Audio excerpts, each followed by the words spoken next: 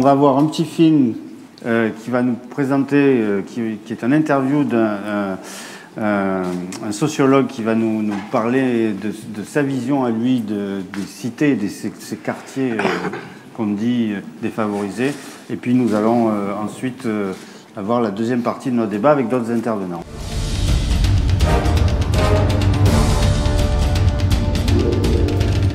Qu'on observe, c'est qu'il y a le développement d'un fondamentalisme qui est très piétiste. Donc on peut ne pas être d'accord avec les valeurs, avec le rapport aux femmes, avec toute une série de choses, mais en tout cas, ils sont virulemment anti-djihadistes. Donc il faudrait distinguer les deux problèmes pour être efficace, tout simplement. Donc pas de radicalisation à mon sens, mais quelque chose de bien pire, c'est-à-dire un extrémisme qui ne passe pas par la radicalisation, mais qui va exprimer son désir de vengeance en sautant directement dans le djihadisme. Donc le vrai travail qu'il faudrait faire, c'est essayer de comprendre quelles sont les conditions d'émergence de ce désir. C'est pas la peine de passer par l'endoctrinement religieux, théologique ou autre. Il suffit qu'il y ait un individu, il se trouve que c'est un islamiste, mais ça pourrait être autre chose, qui lui dit, en fait, si tu as été écrasé, c'est parce que tu es un héros, c'était des épreuves. Et comme ce jeune n'a pas eu un processus d'individuation, il n'a pas réussi à se singulariser comme il le voudrait, comme beaucoup d'adolescents cherchent à l'être, qu'il n'a pas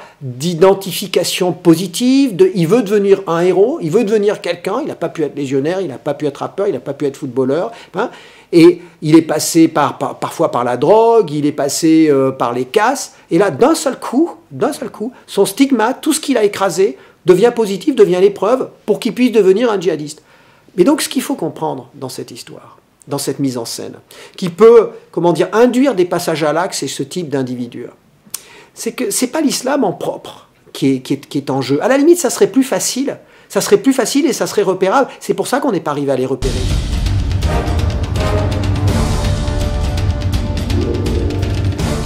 Pour Raphaël Lioger, comme on vient d'entendre, effectivement, c'est pas forcément une question d'islam, mais quand même, c'est aussi une question d'islam. Et on verra tout à l'heure qu'il y a un problème dans les prisons, justement, de radicalisation. Mais je voudrais simplement qu'on parle des quartiers tout de suite avec Laurent Mucchielli. Donc vous êtes sociologue, directeur de recherche au CNRS. Vous avez créé l'Observatoire régional de la délinquance. Est-ce que cette ségrégation, cette stigmatisation de certains lieux, de certains quartiers est réelle? Est-ce qu'elle s'appuie sur des choses objectives que vous avez pu, en tant que scientifique, examiner et observer? Ah, mais c'est plus que certain. Ce qui est étonnant, c'est qu'on a l'impression de le découvrir aujourd'hui. C'est ça qui est étonnant. Mais c'est plus que certain. Ça fait, je dirais que ça fait un quart de siècle à peu près que des dizaines et des dizaines de collègues à moi et moi-même par la suite attirons l'attention, interpellons. Je me souviens, sans remonter donc sur 20 ou 30 ans, mais ne serait-ce qu'il y a 10 ans, par exemple, je me souviens avec une équipe de recherche, nous avons fait un livre sur les émeutes de 2005. La plupart des constats qu'on pose aujourd'hui, on les posait déjà à l'époque, et la situation ne s'est pas fondamentalement ou même ne s'est pas significativement changée depuis. Donc bien sûr que ce sont des réalités, et elles sont connues. Donc les gens qui sont dans ces quartiers ont toutes les raisons de penser qu'ils sont exclus d'une communauté nationale. Mais c'est bien le problème. C'est bien le problème lorsqu'on a des situations. Alors on peut appeler ça processus de. Moi j'appelle ça processus de ghettoisation, processus de. Hein. Après bon, on peut mettre les mots qu'on veut. Apartheid, ça vous semble non, apartheid, judicieux? Non, ça me paraît pas judicieux apartheid, mais bon, mais. Peu importe à la limite. Ce qui compte, c'est les idées de fond, c'est les réalités de fond qu'il y a derrière. Ce qui est certain, c'est qu'il y a une partie de nos concitoyens qui a l'impression de vivre dans une sous-société, d'être considérés comme des citoyens de seconde zone, d'être discriminés de plein de façons, et qu'ils n'ont pas cette impression-là depuis hier matin. Ils l'ont, je répète, depuis plusieurs dizaines d'années. Ce qui veut dire aussi qu'il y a des parents qui ont transmis ça à leurs enfants, il y a des grands frères qui l'ont transmis à leurs petits frères, etc. C'est une longue histoire. C'est pour ça que la pente sera dure à remonter. Mais la meilleure façon de la remonter, c'est de commencer par au moins comprendre la profondeur de ce problème. Et essayer de se donner les moyens de remonter un peu ça. Mais alors, ça coince à quel niveau pour vous ? Ah ben ça coince à beaucoup de niveaux pour aller très très vite. Je dirais, première chose, la première société dans la vie d'un individu, c'est la société des enfants, c'est l'école. On en a parlé un petit peu déjà dans le débat tout à l'heure. Ouais. Mais je pense que la plupart d'entre nous ne mesurent pas quelle est la profondeur du problème, quelle est l'ampleur des dégâts. Je donnerai un seul indicatif de ça. Le premier examen national qui nous permet de repérer les choses, c'est le brevet des collèges. D'accord. Lorsque j'avais travaillé en 2005 avec toute une équipe là, sur les émeutes, on avait pu voir par exemple une ville, on avait à l'époque plusieurs terrains, dont un qui était dans la banlieue nord parisienne. Dans cette ville d'environ 20 000 habitants, il y avait 3 collèges, dont 2 qui étaient situés à seulement 500 mètres l'un de l'autre. Un qui était un collège qui n'avait quasiment que des écoles de milieux les plus favorisés, et un collège qui était au cœur de l'Asus. D'accord. Dans un collège, on avait un taux de réussite au brevet qui devait être autour de 90% en moyenne, chaque année. Et dans le collège qui était au cœur de l'Asus, on était autour de 45%, moitié moins. Ce qui veut dire, je traduis, la majorité des élèves dans ce collège n'a pas le brevet. La majorité est en échec. Si on comprend pas ça, c'est pas un résidu, c'est pas un petit problème sur lequel on va déployer un nouveau dispositif pour essayer de rattraper. Non, la majorité des enfants, des préadolescents et des adolescents, là, entre 10 et 14 ans, est déjà en échec. Et la plupart de ces échecs remontent à l'apprentissage des fondamentaux, la lecture, le calcul, l'écriture, ce qui se met en place à la fin de la maternelle. Donc on voit bien le problème lorsque on va chercher... Donc c'est au-delà du dialogue dont on parlait tout à l'heure, il faut parler, il faut s'expliquer. Mais oui, c'est pour ça que je me permets d'essayer d'être un petit peu, pas dire véhément, mais enfin mettre un peu de lourdeur dans les mots. Ça va bien au-delà de ça, bien entendu. Et la situation actuelle consiste, malheureusement, sur ce problème comme sur d'autres, consiste en général à se réveiller et à chercher, déployer, financer tout un tas de dispositifs une fois que les problèmes sont apparus, c'est-à-dire pour traiter des symptômes. On est face au décrochage scolaire, on va déployer toute une batterie, et c'est le cas depuis une vingtaine d'années, et on va tenter et la deuxième, et la troisième, et le quatrième chance, et le deuxième éducateur, et le troisième éducateur, etc. etc. Le problème est en amont. Le problème, je répète, en l'occurrence pour beaucoup d'élèves, il commence avec l'apprentissage des fondamentaux, il commence à la maternelle. Donc, c'est dire le petit changement de logiciel qu'il faudrait faire, mettre le paquet, non pas une fois que les problèmes sont apparus, pour tenter de courir après et de les rattraper, ce qui échoue souvent. Ça marche pour une partie, ça marche pas pour d'autres, on dépense énormément d'énergie et d'argent, etc. Il faudrait anticiper les choses. Et même en admettant qu'on intervienne dans la maternelle aujourd'hui, il faudrait encore attendre 10 ans ou 15 ans que la génération arrive à... Oui, mais ça, c'est pas grave. Au moins, on travaillerait pour l'avenir. Or, on rencontre ici un autre problème, donc un problème de diagnostic, arriver après la bataille, traiter les symptômes et pas les causes. Et malheureusement, ce problème, et le président Bozet l'a dit tout à l'heure, est renforcé aussi par, je dirais, l'ambiance du débat public qui est tout le temps dans l'immédiateté, dans l'urgence, où il faut faire quelque chose tout de suite, etc. Cette pensée de l'urgence et de l'immédiateté nous tue. Elle nous tue. Il faut absolument retrouver une capacité d'anticipation, de travailler sur plusieurs années, de planifier, d'organiser un peu les choses, de penser. Bon, donc l'école, le premier problème, c'est la société des enfants. Il y a un autre problème aussi dont vous me parliez. Il y a la question du chômage. Elle est absolument majeure et il faut, même si c'est enfoncer des portes ouvertes, à force qu'elles soient ouvertes, on ne les voit plus, on a l'impression, les portes. Il faut répéter que le travail, ça donne 2 choses fondamentales à un individu. Un salaire, bien entendu, qui permet l'insertion, qui permet le logement, etc., fondamental. Mais par ailleurs, ça donne aussi une identité sociale, le travail. Ça donne donc le sentiment de partager la société, d'appartenir au même monde que les autres. Quand vous allez boire, vous êtes invité à boire l'apéro chez des amis. Là, vous arrivez le soir, puis il y a d'autres amis de vos amis que vous ne connaissez pas. Vous engagez la conversation en général. Et toi, qu'est-ce que tu fais dans la vie? Et on vous répond avec votre travail, son identité. On va vous répondre, moi, je suis chômeur, puis de père en fils, d'ailleurs, depuis 20 ans. Enfin, oui, voilà. Ça donne donc à la fois un revenu et une insertion par le revenu socio-économique. Ça donne aussi une identité. Une position donc, sociale. Une société qui entretient des quartiers dans lesquels il y a, aux 2 extrêmes de la pyramide des âges, c'est-à-dire chez les hommes 50, 60 ans, etc., et puis chez les jeunes 18, 25 ans, dans lequel on trouve, selon les quartiers, de la moitié aux 2 tiers des jeunes qui sont concernés plus ou moins par cette situation, ou qui font des allers-retours entre petits boulots, chômage, ou certains petites délinquances, chômage, ou intérim, machin, bidule. Ce sont des phénomènes qui sont majeurs là où ils sont concentrés. Et ça produit massivement de l'exclusion sociale, mentale, etc. Bon. Donc voilà 2 phénomènes fondamentaux.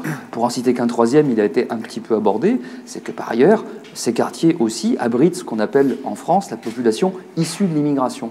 En se demandant d'ailleurs combien il faudra de générations pour qu'on parle juste des Français et pas issus de ceci ou issus de cela. On est tous issus de ces habitants ressentent massivement de la discrimination, réelle ou fantasmée, hein, mais leur sentiment, lui, il est bien réel, ils ressentent massivement de la discrimination et ils ont l'impression qu'à chaque fois qu'ils tentent d'affirmer quelque chose, ça se retourne contre eux, au fond. Et en l'occurrence, la dernière affirmation collective qu'ils ont eue, c'est celle qui a été évoquée à l'instant, c'est celle à travers la religion et des multiples formes qu'il y a d'adhérer à la religion.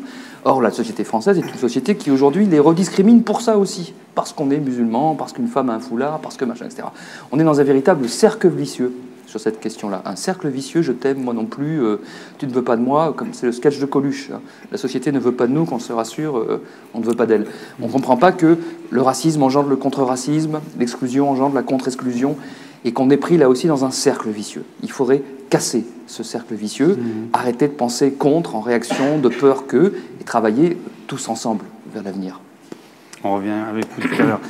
Grégory Lomonaco, vous avez travaillé, vous êtes psychologue, vous êtes psychologue social. Vous avez travaillé à l'époque du premier procès Charlie Hebdo pour les caricatures. Vous avez fait des enquêtes justement sur la réaction des gens par rapport à ça. Expliquez-nous comment les choses ont évolué justement avant et après le procès. Oui. Alors, effectivement, on a entamé un travail donc, à partir donc, de 2008 donc, sur le procès Charlie Hebdo. Donc, on a interrogé, en fait, on a essayé d'interroger les gens donc, avant la décision de justice et on les a interrogés après à propos en fait, de la communauté musulmane en termes d'études de représentation sociale. Parce qu'il faut savoir qu'au laboratoire dans lequel je suis, qui est le laboratoire de psychologie sociale, on travaille de manière assez importante sur la question des représentations sociales. Mais je vais y revenir après à ce niveau-là. Ce qui a été très troublant comme résultat, c'est qu'avant le procès, je vais aller vite, je ne vais pas donner les détails, mais on avait une expression qui était bien moins importante en fait, de préjugés qu'après le procès.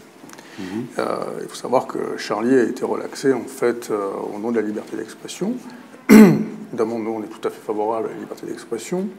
Mais par contre, il y a quelque chose qui nous a quand même un peu interpellés, c'est qu'il y a eu comme en fait une certaine forme de légitimation d'un discours contre-normatif à l'égard de la communauté musulmane, qui s'est exprimé par ailleurs donc de manière assez, en tout cas beaucoup plus importante après le procès qu'avant. C'est un effet pervers de la relaxe de Charlie Hebdo. On va dire un effet pervers, mais ce qu'il y a, c'est qu'il y a eu une sorte en fait, de libération de l'expression de préjugés. Quoi. Ça, par contre, c'est assez incontestable. En tout cas, les chiffres le montrent et ils sont clairs. Mais au-delà de ça, je pense que ça permet aussi de questionner les représentations que l'on peut avoir d'une population donnée. Et à ce sujet, en fait, j'aimerais revenir sur les propos qui ont été tenus par Mohamed El Moussaoui tout à l'heure, qui m'ont beaucoup interpellé, beaucoup intéressé, et avec lesquels je suis particulièrement d'accord. C'est-à-dire qu'il nous dit qu'au départ, en fait, le problème, ce sont les idées reçues. Je suis d'accord, c'est vrai. On fait exactement la même analyse, c'est-à-dire que ce n'est pas la réalité objective qui est importante, c'est celle qu'on se représente, celle qu'on imagine. Il y a quand même une réalité objective, on vient de le voir. Il y a une réalité objective, mais il faut savoir que les catégories sociales, elles sont construites socialement aussi. Je veux dire, il ne faut quand même pas non plus croire qu'il y a un fondement d'objectivité à chaque fois qui est, on va dire, complètement indiscutable. Non, parce que, comme l'a très bien dit donc, Laurent Mucchielli, la question de l'identité, par exemple, de l'identité sociale, c'est très intéressant parce que quand il nous dit oui, alors effectivement, on va rentrer un soir, il y a des gens qui sont là, et toi, qu'est-ce que tu fais dans la vie? Mais vous savez, il est encore plus simple que ça. Si on demande à une personne de répondre 10 fois à la question qui suis-je, les premières définitions qu'ils donnent d'eux-mêmes, c'est leur appartenance à des catégories sociales. Donc ça veut dire que ce qui structure notre position en fait, dans la société, c'est les groupes auxquels on appartient. Bon, quand on va dans ces quartiers, on se rend vite compte en fait, qu'à un moment donné, il y a un véritable problème d'identification, on va dire, à ce que pourrait être le français. Mais en même temps, le prototype du français, c'est pas quelqu'un en fait, qui est mat de peau. Donc comment se reconnaître en fait, dans un prototype en fait, qui ne me ressemble pas? Donc comment je peux m'identifier à cela? Après, on a donc les propos de ce sociologue que l'on vient d'entendre, qui nous dit oui, ben, il y a un véritable en fait, problème d'identification. On l'entend, il le dit. Effectivement, enfin, le départ en fait, dans la radicalisation, c'est aussi la quête de sens, c'est-à-dire donner un sens à sa vie. Donner un sens à sa vie, c'est trouver aussi un groupe, il le dit très bien d'ailleurs, un groupe en fait, qui pourrait être évalué positivement. Donc ça, c'est le premier point, la question de la manière dont on va se représenter notre groupe d'appartenance, comment on se représente l'autre groupe, et finalement, quels sont les regards que l'on peut aussi avoir, des regards croisés, c'est-à-dire les uns avec les autres. Comment est-ce que les autres, en fait, imaginent que je pense, comment ils s'imaginent, en fait, que moi, je les perçois? De quelle manière je les perçois? Est-ce qu'on est toujours sûr de savoir comment les autres, en fait, imaginent que de la manière dont on pense? Non. Il y a un véritable travail à ce niveau-là, ce qui me permet de rebondir sur une autre idée très intéressante de Mohamed El-Moussaoui, qui renvoie, je pense, à 60 ans en arrière en psychologie sociale, qui est l'hypothèse du contact de Allport, de Floyd Allport, qui nous dit très bien que générer un contact positif, en fait, entre deux communautés, eh bien, ça permet, en fait, de considérablement diminuer la tension et les préjugés, en fait, qui existent entre ces deux, qui pourraient intervenir d'une communauté sur l'autre. Il y a d'autres modèles de l'identité sociale qui nous montrent que créer une identité commune permet en fait de désidentifier le groupe de départ pour avoir au final, en fait, si vous voulez, une véritable quête d'une relation positive. Donc il y a un vrai travail à engager, à mon avis, de ce point de vue-là sur le terrain. Je vois, et je suis vraiment très content de voir que les choses se passent comme ça, mais il me semble qu'il y a le vrai problème au fond, c'est qu'il y a des gens qui pensent, il y a des gens qui agissent. Il faudrait peut-être qu'à un moment donné, on arrive aussi à se donner les moyens de relier ces deux sphères-là, c'est-à-dire ceux qui pensent, ceux qui agissent, mais sans considérer une seule fois que les gens qui agissent ne sont pas des gens qui sont des gens qui ne pensent pas. Et ça, c'est aussi très très important. D'accord, ben on va y aller sur le terrain avec Mouloud Mansouri. Grégory Lomonaco, à l'instant, disait de donner un sens à sa vie. Les gens ne savent pas forcément donner un sens à leur vie. Vous êtes confronté dans la pratique, vous travaillez dans les prisons, vous avez monté une association qui s'appelle Fujo, qui organise des événements culturels, des concerts dans les prisons. Et vous êtes au contact justement de cette problématique de donner un sens à sa vie. Ouais, mais je vais rebondir sur deux choses, moi, que j'ai entendues. Le sociologue qui disait qu'il fallait que maintenant qu'on s'attaque aux maternelles, aux prochaines générations. Je pense que c'est vrai, il faut vraiment s'attaquer au fond, parce qu'aujourd'hui, tout ce qu'on va faire, c'est mettre des pansements là où on voit les bobos. On voit qu'il y a des sociologues, des psychologues sociaux qui ont déjà réfléchi et qui ont dû faire des thèses et des dossiers comme ça que les institutions ont. Mais qu'est-ce qu'ont fait les institutions de toutes ces enquêtes et de tout ce qu'on sait en réalité? Je pense que le travail de fond n'a jamais été réellement fait. On a les associations qui sont là sur le terrain pour faire ce travail, mais je pense que c'est pas qu'aux associations et qu'aux jeunes, etc., de faire ce travail. C'est que vous pensez à qui les alors, quand vous dites ça? Les institutions, c'est les pouvoirs publics. Ouais. Mettre vraiment les moyens de s'attaquer aux vrais problèmes qui sont identifiés. On sait très bien qu'ils sont identifiés. Et en 2005, il y a eu toutes ces émeutes. Tout le monde a cru comprendre ce qui se passait et tout le monde était là à se dire il faut absolument qu'on réagisse. Sauf qu'aujourd'hui, la situation, elle empire. Et je pense qu'elle va encore empirer parce que moi, ce que je me suis dit après les attentats, après ce qui s'est passé devant chez Charlie, etc., je me suis dit, bon, nous, les gens issus de l'immigration, malheureusement, on dit encore ça aujourd'hui, on s'est dit, putain, là, on vient de perdre 30 ans, on va devoir retravailler encore pour redonner une image positive de notre appartenance à nos parents qui sont d'immigration. On va devoir retravailler encore et encore pour avoir une image plutôt positive. Mais je me suis dit en même temps, bon, c'est quoi le prochain? Parce qu'on sait qu'il va se passer encore malheureusement des attentats comme on vient de le vivre il y a très peu de temps. Donc aujourd'hui, c'est quoi le prochain? Et vous, les institutions, l'État, qu'est-ce que vous avez vraiment envie de faire? Est-ce que vous voulez qu'on laisse les ghettos comme ils sont aujourd'hui? Parce que c'est des ghettos. Il y a des ghettos de pauvres, il y a des ghettos de riches. Et on ira de plus en plus vers les ghettos de riches. Il y a d'autres ghettos dans les prisons que moi j'ai vécu et que je continue à voir parce que je continue d'aller dans les prisons. Je suis ancien détenu, donc j'ai une double casquette de savoir comment c'est à l'intérieur et comment fonctionne aujourd'hui le travail pour y rentrer, quoi, pour entrer dans les prisons, pour entrer des actions culturelles, etc. Vous n'êtes pas optimiste? Non, pas du tout. Non. Mais on y va, on va sur le terrain, on continue d'espérer à arranger les choses, et je pense que toutes les associations comme nous qui sont sur le terrain font leur travail avec leurs moyens. Je pense que les gens qu'on touche via la culture ou d'autres actions associatives ont réussi à toucher des personnes et à en sauver clairement quelques-unes, mais il y en a d'autres, on n'est pas des masses en réalité à être sur tous ces terrains-là. Il y a je ne sais pas combien de prisons dans la région. Moi, j'avais interpellé M. Vauzel il y a 6 ans aux assises culturelles de la région, et il m'avait tout de suite écouté, et à la suite de ce que j'avais expliqué sur le néant culturel qu'il y avait dans les prisons, il y a eu une convention justice culture ou justice région qui s'est mise en place, et la région depuis aide les prisons à mettre en place des actions culturelles. Mais sur toutes les prisons de la région, ça représente moins de 200 000 euros. Donc c'est à peu près 20 000 euros par région, et qu'est-ce qu'on fait avec ça? Mais bien sûr, il n'y a pas que la région qui doit intervenir, mais les autres institutions sont absentes de ce dispositif.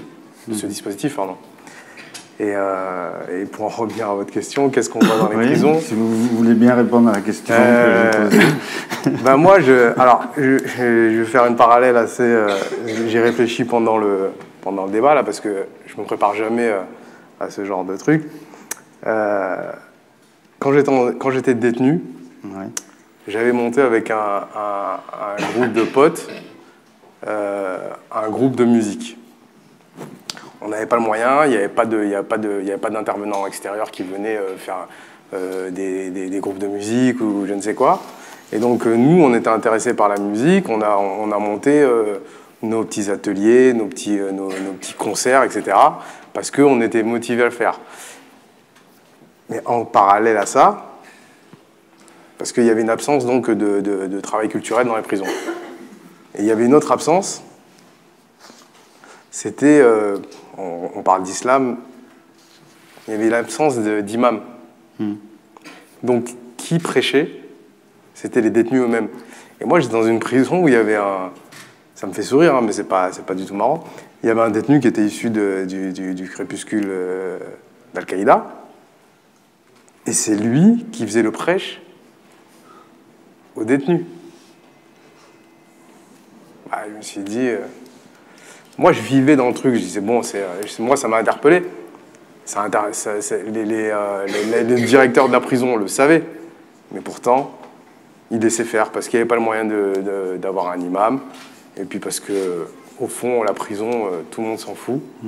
Oui, mais comme le disait Raphaël Urgé, la religion, l'islam, c'est un moyen comme un autre, mais peut-être que nous, on ne doit pas se tromper non plus. C'est pas un problème religieux, c'est un problème d'exclusion qui fait qu'il y a des gens qui sont non, mais ça, c'était même pas parler du cheminement du détenu qui va se retrouver dans la radicalisation de l'islam. C'est juste dire, il n'y a pas d'imam, c'est un détenu qui fait le prêche. Donc déjà, il peut n'y avoir que des conséquences négatives à ce niveau-là. Moi, de ce que j'ai vu un détenu qui était français, qui s'est converti à l'islam, qui était un mec super cool. J'ai passé 3 ans dans cette prison. Au début, on parlait de musique, etc., etc. Et quand je suis sorti, j'ai vu ce mec complètement radicalisé, qui avait une haine contre les institutions. Et il n'y a pas longtemps, je pensais à lui, que je me suis dit, putain, un jour, ça se trouve, je vais le voir à la télé, quoi. Corinne Dossetto, vous travaillez dans l'économie, mission locale. Mission locale. Et votre job, c'est justement de donner du travail, comme le disait Laurent Micheli tout à l'heure, d'essayer de trouver du travail à ceux qui n'en ont pas. Alors, nos missions sont d'accueillir, d'accompagner les jeunes gens de 16 à 25 ans qui sont sortis du système scolaire vers la formation, vers l'emploi, et avec aussi un rôle de développement de tout ce qui est les questions de vie quotidienne, citoyenneté. Et on a donc, partant de tout ce qui a été dit tout à l'heure, en termes de postulats et de connaissances qu'on ne met plus en doute aujourd'hui, qu'il était de notre rôle d'organiser, de créer les conditions pour que les jeunes gens dont on parle aujourd'hui, qui sont relégués dans des quartiers où ils subissent des discriminations consécutives, qui entravent leur parcours d'accès à la formation, à l'emploi, aux loisirs, à la culture, pouvaient être pris en compte dans notre institution, en charge de leur accompagnement dans une approche globale, avec une double ambition, la première étant de les aider à objectiver ces situations-là, pour essayer de mettre du sens, de susciter l'envie, le pouvoir d'agir individuel, le pouvoir d'agir dans une dimension un peu plus collective, à l'échelle d'un territoire, à l'échelle d'un groupe d'amis, à l'échelle d'une structure.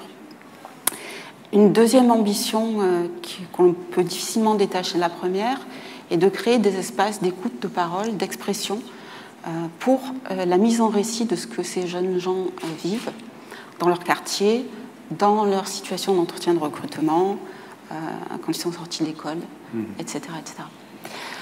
Partant du principe que, on fait nous aussi l'hypothèse que quand on est dans une situation professionnelle stable, on acquiert de la reconnaissance et que cette reconnaissance-là permet de mieux vivre ensemble. Quels sont les résultats de ce genre d'action? Parce que si on est dans des situations de 40, 50, 60% de chômage dans certains quartiers, est-ce que ce que vous faites, vous, peut avoir un résultat tangible?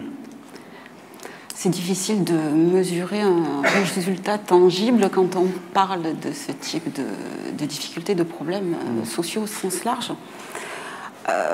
Pour autant, on sait que les discriminations entravent, complexifient, compliquent les trajectoires de ces jeunes gens-là. Et si vous voulez, le résultat, c'est aussi le moyen, c'est aussi notre objectif, c'est-à-dire créer des espaces où on puisse, entre pairs et avec des professionnels, débattre de ces questions-là, pour les mettre au travail en tant qu'objet de travail à part entière, en tant qu'objet de la vie quotidienne pour les jeunes et pour l'institution en charge de les accueillir, de les accompagner. Mais est-ce qu'il n'y a pas urgence? Est-ce que je peux me tourner vers le président du conseil régional pour lui demander si sur le plan économique, justement, avec ces taux de chômage qui sont absolument trop élevés, est-ce qu'il n'y a pas quelque chose qu'il faudrait faire en urgence pour essayer de trouver une solution? D'abord, il faut faire les choses en urgence, mais on les fait en urgence. On bombarde l'Irak. Pendant combien de temps on va pouvoir bombarder l'Irak et jusqu'à quand? Il faudrait que ça cesse à un moment. On est en train de lutter contre les terroristes au Sahel. Combien de temps est-ce que ça va durer? Ou est-ce qu'il va falloir réinstaller la France comme puissance coloniale?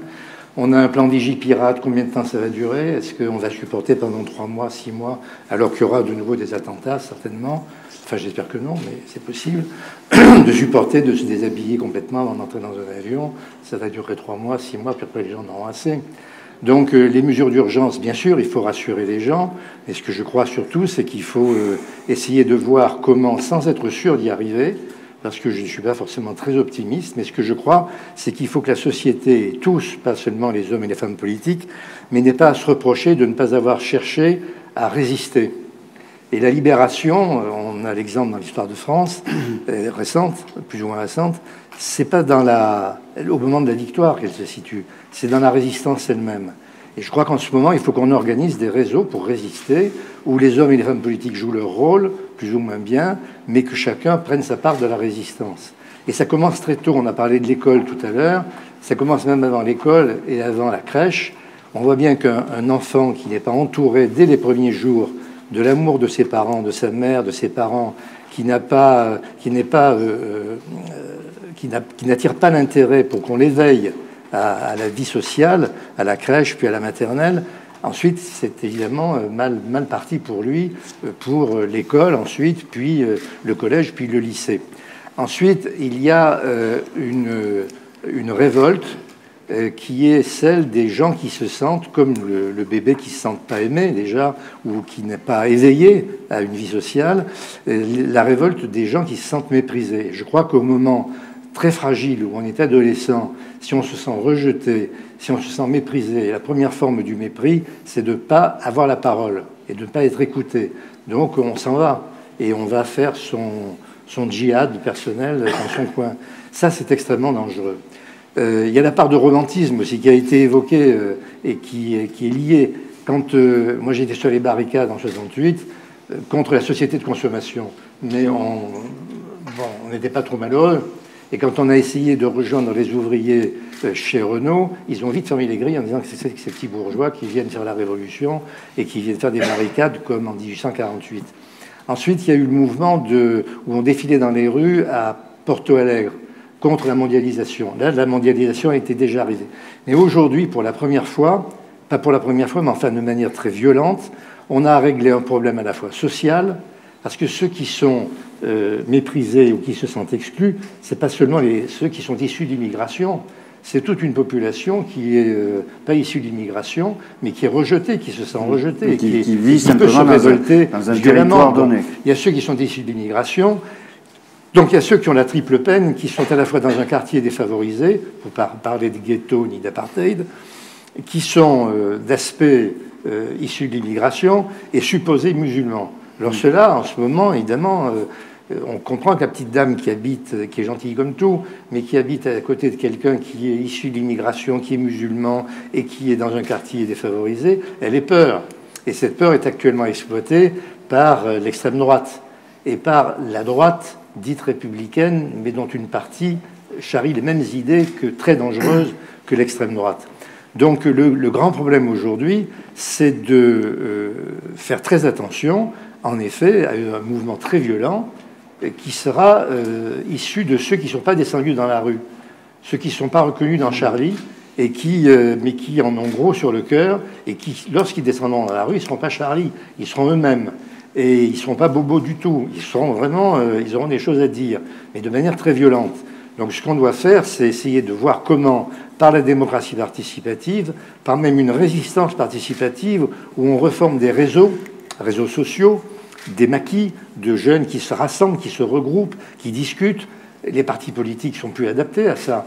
Eh bien, on essaye de faire en sorte qu'on résiste à ce qui peut arriver, c'est-à-dire, et qui arrivera d'ailleurs dans un contexte singulier, qui fait que je ne comprends pas aujourd'hui comment on peut parler, quand on est au pouvoir, d'un problème qui se pose en Irak, qu'on règle avec des bombes, un problème qui se pose au Sahel, qu'on règle avec des soldats d'une certaine manière, d'un autre problème qui se passerait en France, qui est en effet le terrorisme, et de ne pas voir que tout ça, c'est en réalité, dans tout cet espace méditerranéen, le problème d'une fixation sur l'islam et sur une perversion de l'islam qui renforce le racisme et qui renforce le problème qui est au départ un problème social.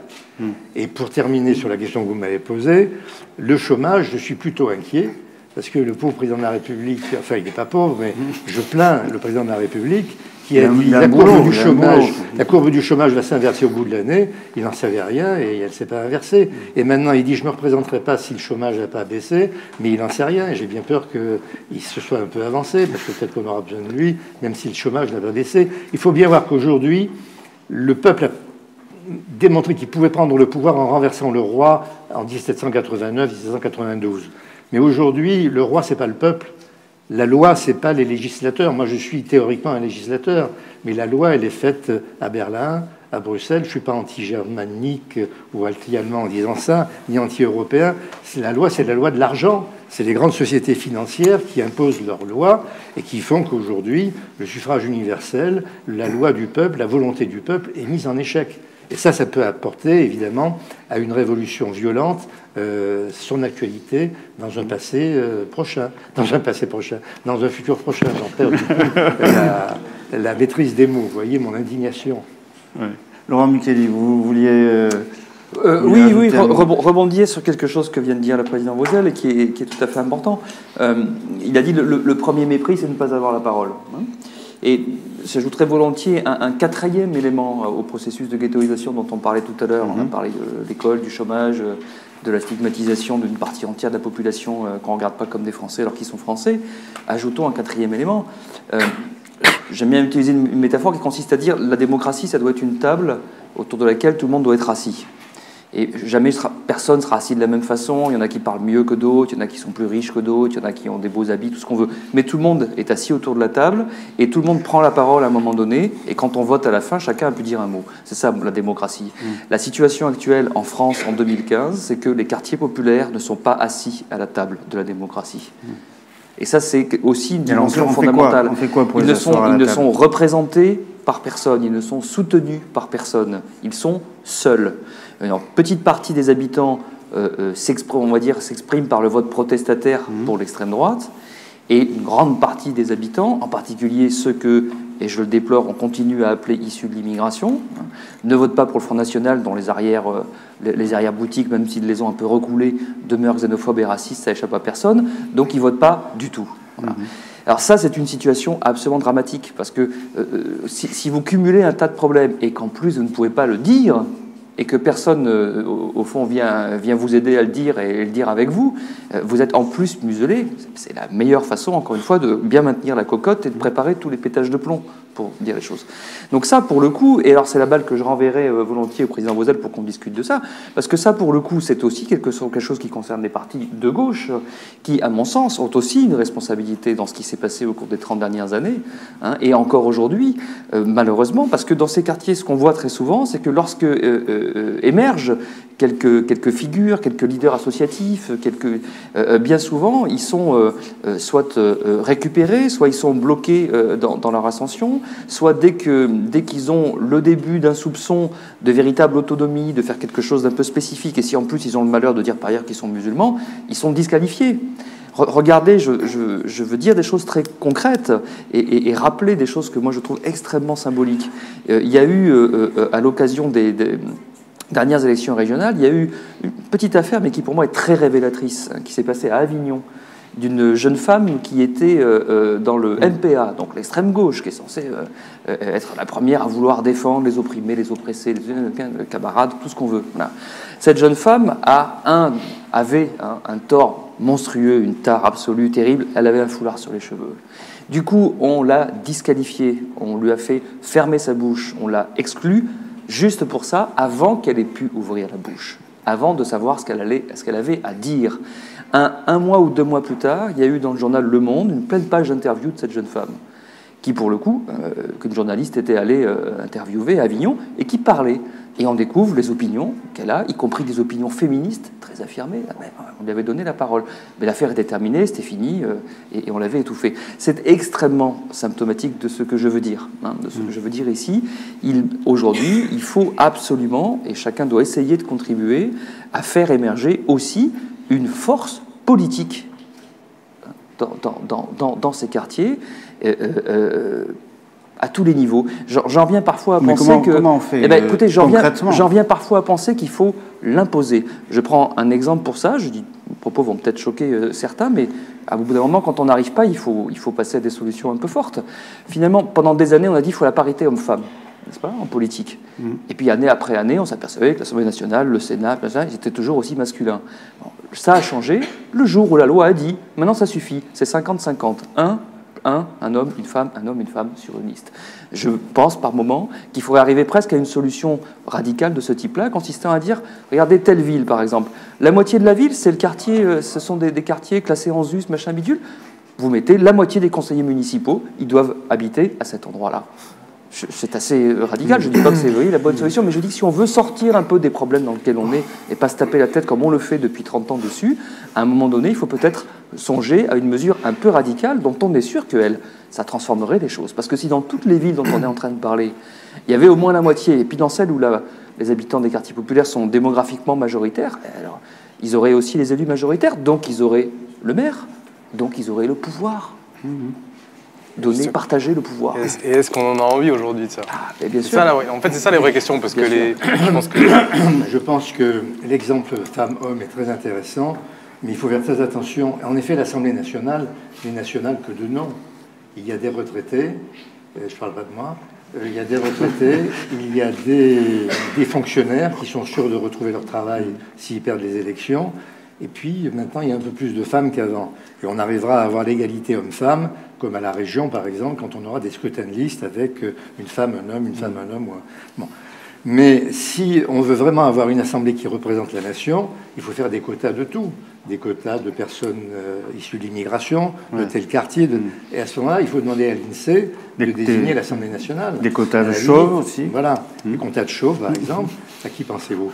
Bon. Donc, ça me paraît très difficile, même si en effet, on se dit bien qu'on ne peut pas obliger quelqu'un à faire de la politique ou à prendre des responsabilités politiques s'il n'a pas envie. Il y a des gens que ça emmerde et qu'ils n'ont pas envie. Bon, ils disent, écoutez, débrouillez-vous, mais ils demandent un résultat. Mais ils n'ont pas envie de prendre de responsabilités, et c'est ça qui est très important. Un deuxième point que je voulais souligner, c'est qu'on a la coexistence en ce moment d'une culture musulmane et d'une autre culture laïque. C'est très difficile parce qu'on ne peut pas injurier ceux qui relèvent de cette culture musulmane. Il y a 3 ans, à Avignon, dans notre région, on a exposé ce qui a été indiqué comme une œuvre d'art. C'était un crucifix avec le Christ en croix plongé dans de l'urine. Et on a dit c'est une œuvre d'art. Les catholiques n'ont pas bougé, à part l'évêque d'Avignon qui a dit bon, c'est pas très bon goût. Et là, c'est Dieu pour les catholiques, le Christ. Imaginez le prophète placé dans cette situation, ce qui se passerait. Donc il faut faire quand même très attention. On est un État laïque, il faut que tout le monde apprenne ce que c'est que la laïcité, mais aussi il faut apprendre à faire en sorte que tout le monde n'est pas Charlie et qu'il faut comprendre, ceux qui sont Charlie comprennent pourquoi d'autres ne sont pas Charlie. Et ceux qui ont un vrai respect de l'unité nationale, du respect de l'autre, ils doivent bien comprendre aussi qu'il y a des différences de culture et dans l'approche même des religions. Donc ça fait partie aussi des choses qui sont des enseignements qui sont à tirer du 11 janvier. Parce qu'il y a ceux qui n'étaient pas Charlie, il faut s'en occuper. Sinon, je vous l'ai dit tout à l'heure, ils descendront dans la rue, et puis, parce qu'ils se sentent méprisés, y compris à travers Charlie même. Est-ce qu'il y a des réactions dans l'assistance? Ici devant. Et puis après, je demanderai à Fatih quand même s'il n'a pas perdu sa langue en faisant des dessins pendant tous nos débats. On va trouver un micro. Bonjour. Moi, j'aimerais intervenir sur donner un sens à sa vie. Et moi, j'ai donné un sens à ma vie depuis que j'ai intégré l'association Coup d'éclat avec Mohamed El Moussaoui. Oui. Ça fait maintenant à peu près 2 ans. Au début, j'étais quelqu'un de très timide, très réservé. Et je faisais pratiquement rien. Je passais pendant 17 ans et demi sur Marseille, dans le 10e arrondissement, dans un foyer de rééducation. Après, je suis rentré à Avignon chez mes parents. Pendant 2 ans, 1 an et demi, je ne faisais rien. Après, j'ai intégré une remise à niveau. En parallèle, j'ai fait une autre formation, tout ce qui est lié au montage vidéo, etc., etc. Et après, quand je suis revenu de cette formation-là, je suis allé à une soirée à l'UDAF 84 qui se situe à Avignon même. Et là, c'est là que j'ai rencontré Mohamed. On a commencé à parler, etc. Et les jours est passé. Et après, je me suis inscrit à cette association. Ce qui m'a permis maintenant d'intégrer cette association, c'est de voir la vie autrement. Et d'apporter mon aide autrement qu'avec les mains, c'est-à-dire avec mon mental, ma bouche, etc. Il faut savoir se dire un truc. Il y a eu l'histoire de Charlie, c'est certes, ok, je suis d'accord. Mais il faut toujours regarder plus loin que ça. Parce que, comme dit monsieur le président de la région, il regarde toujours ces problèmes en Irak par des bombes. Des bombes à droite et à gauche. Pourquoi tout ça? Voilà ce que j'ai à dire. Merci. Merci de ce témoignage sur le sens qu'en fait on peut donner à sa vie si on a envie de le faire. Merci. Il y avait quelqu'un ici à ma gauche qui avait demandé la parole.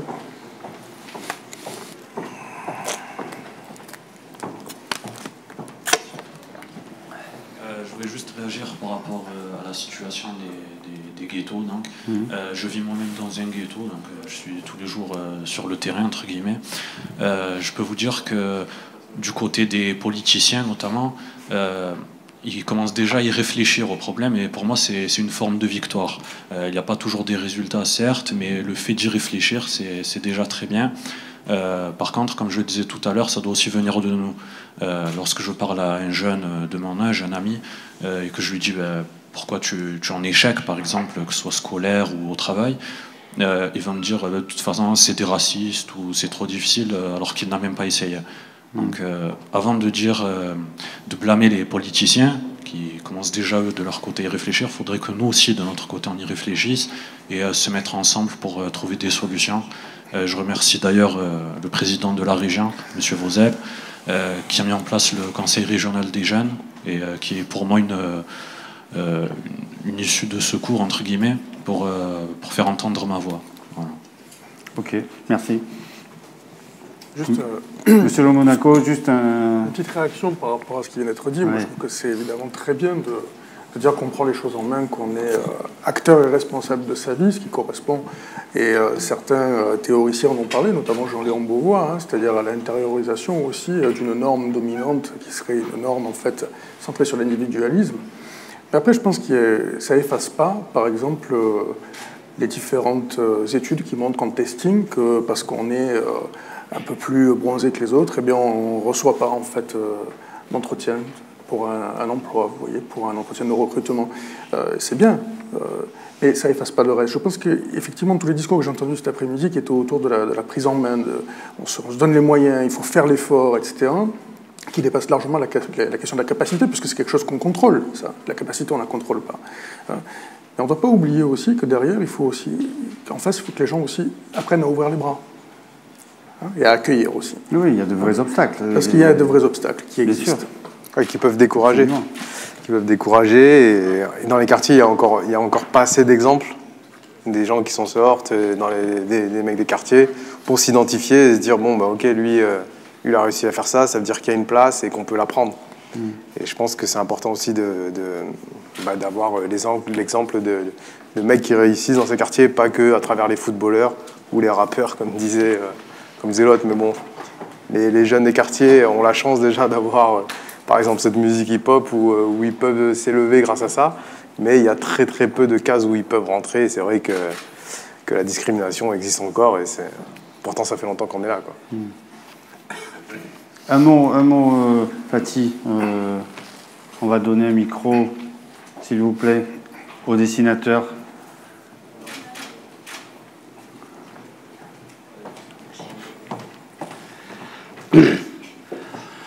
Ah, merci.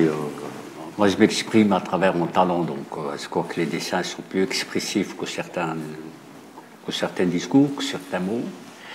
Et je me présente, je suis dessinateur, caricaturiste, je travaille, collabore au journal Le Ravi. Et j'ai créé le Festival international de la caricature, des dessins de presse et de la satire de l'Estac. Ça fait 3 ans.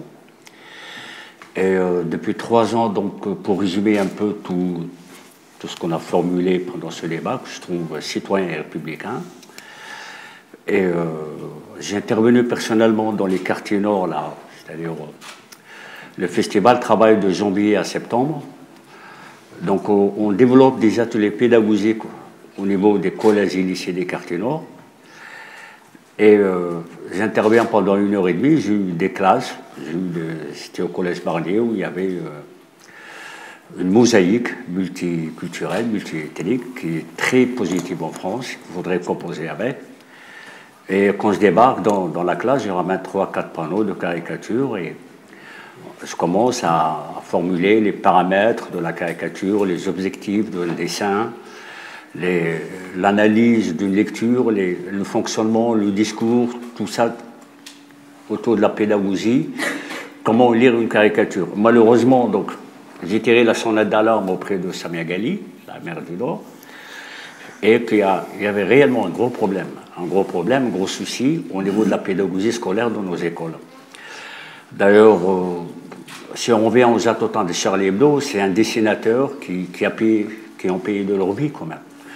Pourquoi? Parce que la redondance de la lecture d'une caricature, elle a été mal comprise. Le problème fondements de la République aujourd'hui qui sont très très touchés, à savoir la liberté de penser, la liberté d'expression et surtout le vivre ensemble. Donc à partir de ces attentats, on a tous ensemble réfléchi, on a été dans la rue, on est tous Charlie, et on a remarqué que les fondements de la République sont quand même assez fragiles. Pourquoi? Parce qu'il n'y avait pas une pédagogie scolaire au niveau de l'école primaire jusqu'au lycée. On n'a pas su éduquer nos enfants à lire, à analyser, à critiquer et à débattre autour d'une caricature. Et Charlie Hebdo, il a payé nos dessinateurs, surtout Tinius, qui est un grand ami, donc qui est venu plusieurs fois à l'Estac, donc c'est un peu émotionnel. Et c'est vrai qu'il y a un travail de base à faire. Nous, le festivalier, donc cette année, on essaie de reconquérir ces territoires. Nous allons vers ces territoires. On va ramener les dessinateurs dans les quartiers nord pour leur expliquer qu'est-ce qu'un dessin de presse, qu'est-ce qu'une caricature. C'est-à-dire, on revient à ce qu'on disait tout à l'heure. Il faut faire de la pédagogie, il faut expliquer, il faut parler. Et je crois que nous, on est mieux placés que quiconque parce qu'on est les professionnels de l'image. Comment on construit l'image, comment lui donner les paramètres de son message, parce que la caricature, elle est très subjective, très très subjective. Par exemple, moi, après les attentats, j'ai fait plusieurs interviews, et je leur dis, c'est vrai, moi je suis dessinateur d'abord de confession musulmane. On m'a posé la question sur la liberté d'expression. Je dis, par respect aux valeurs de la République française, je suis pour la liberté d'expression. Et pour la provocation du dessiné mahomet, il y a quand même certains paramètres qu'il ne faudrait pas dépasser, parce que je suis d'abord musulman, donc j'ai été éduqué dans la tolérance et le partage. Et je trouve que dessiner le prophète ou imaginer le prophète, parce que sincèrement, en tant que musulman, personne n'a vu le visage de notre prophète Mahomet. Donc, c'est de l'imagination. Quand je dis aux journalistes, est-ce que quelqu'un a vu notre prophète? Parce qu'il porte une barbe. C'est un personnage qui a été créé à des fins.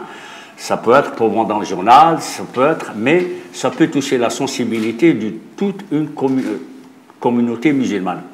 Donc, il faut savoir mettre le haut-là sur ce type de provocation et ouvrir les parenthèses de la liberté d'expression. C'est-à-dire, la liberté d'expression, on pourrait ouvrir la parenthèse quand on veut, et on pourrait la refermer quand on peut.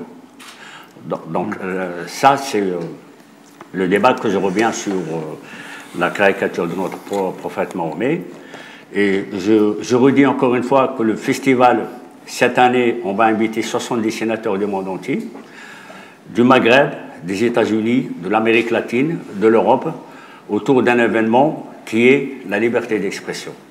Pourquoi? Pour préserver cette liberté d'expression, il faut qu'on se mette tous la main dans la main. Il faut revoir les fondements du vivre ensemble, la laïcité, il faut revoir les fondements de la laïcité au niveau des écoles, au niveau des familles, au niveau des communautés. Parce que c'est vrai, quand une communauté musulmane se sent, ou même chrétienne, ou même bouddhiste, ou juive, qui se sont agressées, elles se referment. Et cette fermeture peut poser beaucoup de problèmes. Donc, comment faire le vivre ensemble avec la communauté musulmane, juive et chrétienne? À mon avis, même dans le calendrier, si vous voulez qu'on réussisse cette forme de laïcité, de vivre ensemble, quand il y a par exemple l'Aïd, il faut un jour férié. Quand il y a Noël, il faut un jour férié. Quand il y a une fête juive, il faut faire un jour férié. Et c'est ça, le communautarisme autour des valeurs de la République. Je crois que c'est juste et équitable. Merci Fatih. Je crois qu'on va rester sur ces idées de vivre ensemble, de partager, d'aller vers l'autre, de faire entrer la culture dans les prisons, de donner un sens à sa vie, comme disait Mohamed El Moussaoui, de se prendre en charge. On n'aura pas fait le tour de la question, on n'aura pas résolu les gros problèmes que Laurent Micheli a pointés sur certains quartiers, mais on les a identifiés de façon encore plus claire avec vous aujourd'hui. Pourquoi ne pas faire des quotas, effectivement, dans les élus, dans les futurs élus de la République? Je ne sais pas si on arrivera de telles solutions. Aujourd'hui, on n'était pas là pour trouver des solutions vraiment, mais je crois qu'on a quand même parlé vraiment des problèmes. On a quand même vraiment mis les choses sur la table. On a essayé peut-être de faire avancer un partage, un échange, un dialogue. Merci. Merci à vous tous d'avoir été là. Merci au public d'avoir été avec nous jusqu'à maintenant. Et à bientôt sur une autre émission.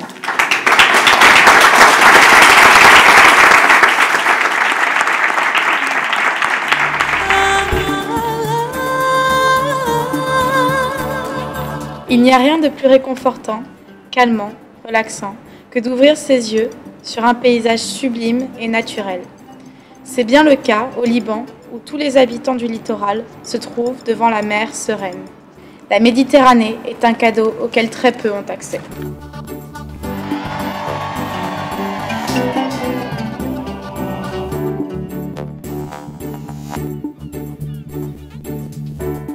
C'est une ouverture qui ne se présente pas facilement ailleurs. Et puis là, c'est l'occasion de s'exprimer, de voir les autres et d'apprendre à s'ouvrir, à accepter l'autre. Les attentes, c'est de faire connaissance avec d'autres pays et avec d'autres délégations pour pouvoir discuter de comment on peut s'entendre et rester ensemble dans le meilleur des mondes, on peut dire. J'ai parlé avec les Égyptiens, les Français, les Tunisiens, mais nous avons les mêmes pensées, les mêmes idées. Créer une politique commune, en quelque sorte, ça serait bénéfique pour tout le monde, en fait.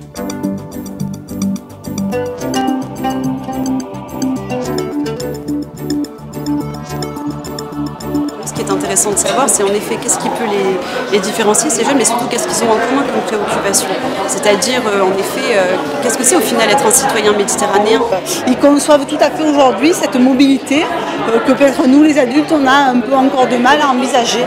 Si je pense à la Méditerranée, je pense au navigateur, et donc quelqu'un qui bouge, quelqu'un qui a envie de connaître et qui est curieux.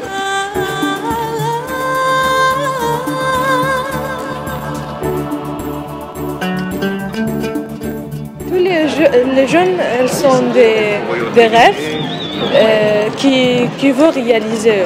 Ça nous permet de partager nos idées, de partager aussi de partager certains clichés et finalement arriver à se rendre compte qu'on n'est pas très différents et qu'on a pas mal d'objectifs en commun pour l'avenir de nos sociétés et l'avenir de la Méditerranée. On est tous très proches, on a tous cette culture méditerranéenne en commun. Et on ne pense pas qu'il y ait vraiment de grosses barrières qui nous séparent, à part par exemple celle de la langue sur quelques points, celle de la religion des fois, celle de la politique. Et au niveau, en tant que jeune, je pense qu'on est très similaires.